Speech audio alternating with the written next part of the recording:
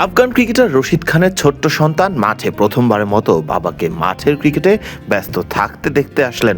ছোট্ট পুত্র যখন গ্যালারিতে বাবার সাপোর্টার হয়ে আসছেন, সেই দিনে কি করে জ্বলে না উঠতে পারেন বাবা রশিদ খান। দ্য 100-এর চলতি আসরেই বল হাতে স্বীকার করলেন ফাইফার পেয়েই পুত্রকে নিয়ে ছবি পোস্ট করেছেন রশিদ খান। নিজের সামাজিক যোগাযোগ মাধ্যমে জানিয়েছেন পুত্রই তার সবচেয়ে বড় অনুপ্রেরণা।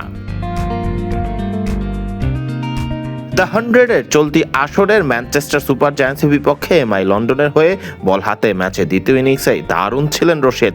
দ্য 100-এর 100 বলের মধ্যে 20 বল করে মাত্র 17 রান দিয়েছেন আফগান লেগ স্পিনার, স্বীকার করেছেন পাঁচটি উইকেট। শুরুতেই ব্যক্তিগত 17 রানে থাকা টিম শেফার্ডকে সাজঘরে ফেরান রশিদ। ম্যানচেস্টারের প্রথম হোঁচট ছিল এই উইকেটটি।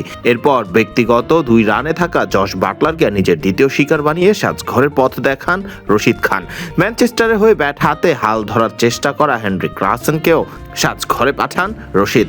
ক্লাসেন ফেরেন ব্যক্তিগত 13 রানে। 3 উইকেট নিজের ঝুলিতে রাখা রশিদ পরবর্তীতে টম মুরিস এবং লিয়াম ডাউসনকেও নিজের শিকার বানালে ফাইফারের দেখা পান রশিদ খান।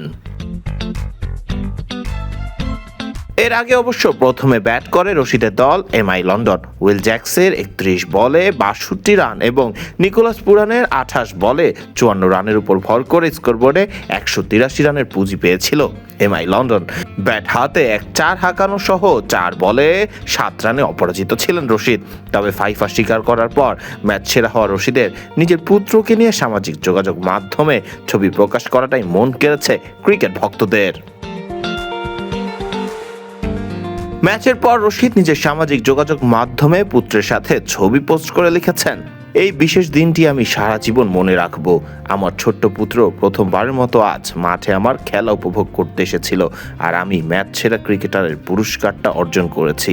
আমার সবচেয়ে বড় সমর্থক, আমার সবচেয়ে বড় আশীর্বাদ, আমার ভাগ্যের চমক আজলান। ফরদিন রহমান সকাল, বিডি ক্রিক টাইম।